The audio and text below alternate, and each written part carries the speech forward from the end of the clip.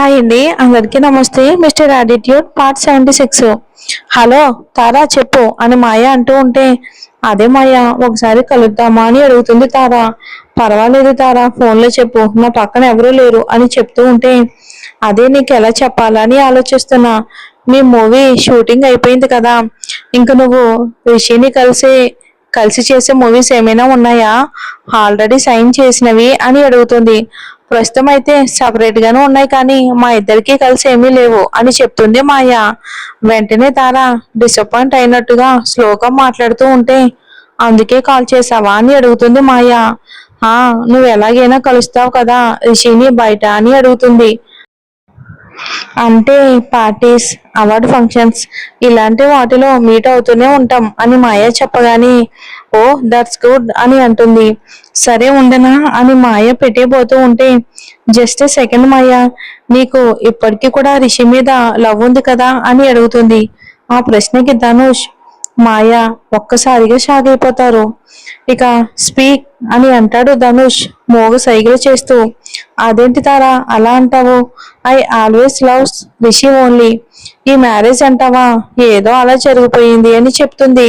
పక్కనే ధనుష్ ఇస్తున్న ఇన్స్ట్రక్షన్స్ ఇక యూజ్ చేస్తూ, అమ్మయ్య అని ఊపిరి పీల్చుకుంటూ, అయితే నేను ఒక మంచి ప్లాన్ చెప్తాను, ఈ దెబ్బకి రిషి నీవాడైపోతాడు, పెద్ద కష్టమేమీ కాదు, కానీ నువ్వు మాత్రమే చేయగలవు అని చెప్తే, ఏంటా ప్లాన్ అని అడుగుతుంది మాయ.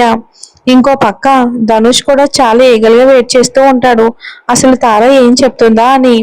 అది ఫోన్లో చెప్పేది కాదు, కానీ ఒకసారి మీట్ అయినప్పుడు నీకు బాగా ఎక్స్ప్లెయిన్ చేస్తాను, ఓకేనా. నీకు రిషి మీద ఉన్న లవ్ చూస్తూ ఉంటే తెలుస్తుంది, నీ హృదయంలో రిషి ఎంత అలా నిండిపోయాడో అని అని అంటూ మాయకి రిషి మీద ఉన్న ఫీలింగ్స్ అన్ని ఇంక్రీజ్ అయ్యేలా చెప్తుంది. ఇక అదంతా వినలేనట్టుగా, తారా జస్ట్ స్టాప్ ఇట్, తర్వాత మాట్లాడదాం దీని గురించి అని మాయ అనగానే, ఓకే మాయ, లొకేషన్ సెండ్ చేస్తాను, ఇప్పుడు వస్తావా అని అడుగుతుంది తారా. ఇప్పుడా అని, నో తారా, రేపు కలుద్దామని చెప్పి కాల్ కట్ చేస్తుంది మాయ. ఏం ప్లాన్ చేయబోతుంది అసలు ఆ తారా రిషి నేత్రాల మీద అని అడుగుతాడు Dhanush. I don't know, but Tara ఈ టుడే డేంజరస్. తనంత కాన్ఫిడెంట్ గా చెప్తుంది అంటే ఏదో క్రియల్ గా ప్లాన్ చేసే ఉంటుంది. మనం ఎలాగైనా తెలుసుకుని రిషి వాళ్ళకి చెప్పాలి అని అంటే, అవును అంటాడు ధనుష్. మాయతో కాల్ మాట్లాడి ఒక్కసారిగా వెనక్కి తిరిగిన తారాకి దగ్గరగా మహేంద్ర కనిపిస్తూ ఉంటే గుండె జారినంత ఫీలింగ్ కలుగుతుంది. ఎక్కడ వినేశాడా అని, తను మాయతో మాట్లాడింది అని. తారా అని పిలవగానే, అది మహేంద్ర గారు అని భయంతో గుటకలు మింగుతూ చెప్తూ ఉంటే, ఎవరు కాల్ అని అడుగుతాడు మహి. విన్నాడా వినలేదా, వింటే ఇలా రియాక్ట్ అవడు కదా. ఏం మాట్లాడుతున్నావు మా అన్నయ్య గురించి అని అడిగేవాడు కదా అని తనకు తానే సర్ది చెప్పుకుని, నా ఫ్రెండ్ అని చెప్తుంది మాయ తనని చూస్తూ. ఓకే అని తనకి కావలసిన ఫైల్ ట్రాక్ లో నుండి తీసుకుని, దీనికోసమే వచ్చాను, ఏమైనా అవసరమైతే కాల్ చేయని వెళ్ళిపోతాడు ఆఫీస్కి మహి. ఓ అమ్మో అని బెడ్ మీద కూలబడి, కొంచెంలో మిస్సింగ్, లేకపోతే నేను నా పేరు జనాభా లెక్కల్లో నుండి మిస్ అయిపోయేది అని అనుకుంటూ, మళ్ళీ వెళ్ళాడో లేదో అని నేను పైకే మాట్లాడిస్తున్నా, తారా నీకు నోటు దురద బాగా ఎక్కువే అని అనుకుంటూ బయటికి వచ్చి చూసేసరికి మహి వెళ్ళిపోయి ఉంటాడు డోర్ లాక్ చేసి.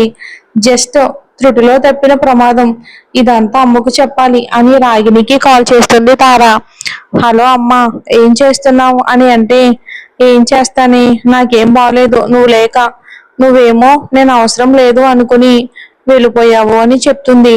రాగిని మాటలు డల్ గా చెప్తూ, అయ్యో అది కాదమ్మా, నువ్వు నన్ను సరిగ్గా అర్థం చేసుకోవట్లేదు, నువ్వంటే నాకు ఎంత ఇష్టమో నీకు తెలియదా చెప్పు అని అంటుంది. తారా, తెలుసులేవే, అన్నీ తెలుసు, ఏమైంది, నీకు అర్థం కావట్లేదు, ఆ వీరేంద్ర అలా మమ్మల్ని వేరే ఇంట్లోకి వెళ్ళమన్నప్పుడు నువ్వు ఒక మాట చెప్పుండొచ్చు కదా, మా అమ్మ మాతో పాటే ఉంటుంది అని. నేను ఇక్కడ ఒకదాన్ని ఏం చేయలేను అని అలా చెప్తే నీకు తోడు ఉంటాను అని. బహుశా ఒప్పుకునేవాడేమో, ఆయన కంటే ముందు నువ్వే మాట్లాడలేదు, అంతేలేవే అంటుంది రాగిని. ఇంకెంత చెప్పినా తల్లి అర్థం చేసుకోలేదని టాపిక్ డైవర్ట్ చేస్తూ, తిన్నావమ్మా, నాన్న ఏం చేస్తున్నారు అని అడుగుతుంది. ఏం చేస్తాడో, ఇంట్లోనే కూర్చున్నాడు, నన్ను ఏమీ అడగలేదు, నేను ఏమీ చెప్పలేదు అంటుంది రాగిని. సరే గాని ఈసారి నేను కొట్టబోయే దెబ్బకి ఆ నేత్ర ఎటు వెళ్తుందో కూడా ఎవ్వరూ ఊహించలేరు అని తార చెప్పగానే, ఏం ప్లాన్ చేసావు ఇంతకీ నాకు చెప్పు అని బయటికి వచ్చి అడుగుతుంది రాగిని గుసగుసగా. మొత్తం ఏం చెయ్యాలి అనుకుంటుంది అనేది చెప్తుంది తార. అబ్బబ్బా, ఏమైనా ప్లాన్ చేసావే, అన్ని కూడా నీకు నా తెలివితేటలే. ఇది గాని సరిగ్గా అమలైతే ఇప్పుడున్న పరిస్థితులకి ఆ నేత్ర జైల్లో నుంచి బయటకు కూడా రాదు, కనీసం బెయిల్ కూడా దొరకదు. కానీ అని ఆగిపోతుంది రాగిని. కానీ కానీ ఏంటమ్మా అని అడుగుతుంది తార. అదే పొరపాటున ఇందులో రిషి ఇన్వాల్వ్ అయితే విషయం వేరేలా మారిపోతుంది. అది మాత్రం నువ్వే చూసుకో. ఎట్టి పరిస్థితిలో రిషిని ఇన్వాల్వ్ చేయకు అని అంటే, అమ్మా, రిషి నా ప్రాణం, తన నా సర్వస్వం. తను కూడా దక్కడానికే కదా ఇదంతా చేస్తుంది. రిషిని ఇందులోకి ఎలా రాణిస్తాను చెప్పు? ఇదంతా నేను చూసుకుంటాను కదా. నాకు అడ్డు ఆ నేత్ర, ఆ పిల్లలు. ముందు దీన్ని తప్పిస్తే ఆ పిల్లకాయలు ఎలాగోలాగా పక్కగా తప్పుకుంటాయి అని చెప్తుంది. అంతా మంచి జరుగుతుంది. అన్ని రోజులు వాళ్ళవి కాదు. ఇన్ని రోజులు అంటే ఏదో ఒకలా తప్పించుకున్నారు. ఇప్పుడు నువ్వు గట్టిగానే ప్లాన్ చేసి ఉంటావు కదా. ఎట్టి పరిస్థితిలోనూ ఇక తప్పించుకోకూడదు. అర్థమైందా? అవసరమైతే ఎంతైనా ఖర్చు పెడదాం అని చెప్తుంది రాగిని. సరే అమ్మా, ఉంటాను అని ఫోన్ కట్ చేస్తుంది తార. మీటింగ్ కంప్లీట్ అయ్యాక ప్రాజెక్ట్ ఎట్టి పరిస్థితిలోని డెడ్ లైన్ లోపు పూర్తి అవ్వాలి అని చెప్తూ ఉంటే, ఓకే సార్ అని చెప్తుంది వందన మహితో. అక్కడితో మీటింగ్ కంప్లీట్ చేసి తన రూమ్ లోకి వెళ్ళిపోతాడు మహి. వర్క్ ఎలా కంప్లీట్ చేయాలి అని ఆలోచిస్తూ ఉన్న వందన దగ్గరికి వచ్చి, ఏంటి వందు, నీకు కొంచెం కూడా బాధగా లేదా? మహేంద్ర సార్కి పెళ్లి అయింది. ఎంత డీప్ గా లవ్ చేసావు నువ్వు అసలు తనని. ఏ ఫీలింగ్ లేనట్టు అలా ఎలా ఉంటున్నావు వందు అని అడుగుతుంది వందన ఫ్రెండ్. మనం అనుకున్నవన్నీ జరగవు కదా, అదే కదా లైఫ్ అంటే. ఒకవేళ ఇప్పుడు కూడా నేను వాళ్ళ మధ్యలోకి వెళ్ళి ఇబ్బంది పెడితే అది చాలా రాంగ్. మహి ఎక్కడున్నా సరే హ్యాపీగా ఉంటే నాకు అంతే చాలు అంటుంది వందన. రాహుల్ ఆస్ట్రేలియా నుంచి, నేత్ర ఇండియా నుంచి వీసీ అటెండ్ అవుతూ ఉంటే ఆడుకుంటూ ఉంటారు కొంచెం దూరంలో ఆర్య నేత్రాలు. పద ఆర్య, కాసేపు టీవీ చూద్దాం అని ఓకే అని ఇద్దరు కిందకి వెళ్ళిపోబోతూ ఉంటే, ఎక్కడికి వెళ్తున్నారు అని అడుగుతుంది నేత్ర మ్యూట్ లో పెట్టి. మా అమ్మ, మేము టీవీ చూస్తాం అని చెప్పగానే, కింద కృష్ణ ఉన్నాడు కదా అని అడగగానే, ఉన్నాడు అంటారు. ఎందుకైనా మంచిది అని నేత్ర వాళ్ళు పరిగెడుతూ ఉంటే బయటికి వచ్చి చూస్తూ ఉంటుంది పిల్లల్ని. కిందే ఉంటాడు కృష్ణ. కృష్ణ, నువ్వు చూసుకో, నాకు వర్క్ ఉంది అని చెప్పగానే, సరే అండి అని పిల్లలిద్దరిని సోఫాలో కూర్చుంటే పక్కన నిలబడి చూస్తూ ఉంటాడు. బౌన్సర్లా ఉన్న కృష్ణని చూస్తూ, కృష్ణ, నువ్వు కార్టూన్ చూస్తావా? నీకే క్యారెక్టర్ అంటే ఇష్టం అని అడుగుతుంది ఆద్య. నాకు అదేం తెలియదు తల్లి అని చేతులు కట్టుకుని చెప్తూ ఉంటే, ఎందుకు ఎప్పుడు అలా హ్యాండ్ ఫోల్డ్ చేసుకుని ఉంటావు? నీకు మీ టీచర్ ఏమైనా పనిష్మెంట్ ఇచ్చిందా? కమ్ కూర్చో అని తన పక్కనే సోఫాలో కూర్చోబెట్టుకుంటే వెంటనే పైకి లేస్తాడు కృష్ణ. నేత్ర మీటింగ్ కంప్లీట్ చేసుకుని కిందకి వచ్చేసరికి ఆర్య ఆద్య కూడా నిలబడి టీవీ చూస్తూ ఉంటారు కృష్ణ పక్కనే. ఏమైందిరా నిలబడ్డారు, ఆ పొజిషన్ ఏంటి అని నేత్ర అడగగానే, చూడు మమ్మ, కృష్ణ అన్న కూర్చోవడం లేదు, కూర్చోమంటే. అలా మా పక్కన కూర్చోకూడదు అంటున్నాడు, అందుకే మేము నిలబడ్డామని చెప్తుంది ఆద్య. అయ్యో కృష్ణ, ఎందుకలా చెప్పు, పిల్లల పక్కన కూర్చోకూడదా అని అడుగుతుంది నేత్ర. అది కాదమ్మా, మీరు పెద్దవాళ్ళు, అయినా అలా కూర్చోకూడదు. వీరేంద్ర అయ్య మాకు దేవుడితో సమానం. దేవుడు పాదాల దగ్గర మాత్రమే కూర్చుంటాం కదా, మీరంతా కూడా అంతే అని ముందుగా ఒకే మాట చెప్తాడు కృష్ణ. మావయ్య దగ్గర అలానే చెయ్యి, కానీ ఇక్కడ మాత్రం వద్దు, అందరూ ఒకటే. అస్సలు డిఫరెన్స్ అనేది ఎందుకు చెప్పు కృష్ణ, నువ్వు ఈ ఇంట్లో మనిషి కింద లెక్క, ఓకేనా అని అన్నా సరే అలానే నిలబడి ఉంటాడు కృష్ణ. కృష్ణ వైపుకి చూస్తూ ఉంటారు ఆర్య ఆద్యాలు. నువ్వు కూర్చోకపోతే ఇప్పుడు వాళ్ళు కూడా ఇలాగే నిలబడి ఉంటారు ఈ రోజంతా. మళ్ళీ నైట్ వచ్చి, డాడీ కాళ్ళు నొప్పులు వస్తున్నాయి అని రాత్రంతా నిద్రపోకుండా ఉంటారు. మళ్ళీ వాళ్ళ డాడీ అడుగుతారు అప్పుడు, ఏమైంది, ఎందుకు కాళ్ళు నొప్పులు వస్తున్నాయి అని. అప్పుడు వాళ్ళు వెంటనే చెప్తారు, కృష్ణ అన్న వల్ల నాకు కాళ్ళు నొప్పులు వస్తున్నాయి డాడీ అని. అప్పుడు ఆయన వచ్చి నిన్నే అడుగుతారు, తర్వాత నీ ఇష్టం అని నేత్ర చెప్పగానే కూర్చుంటానమ్మా అని అంటాడు కృష్ణ.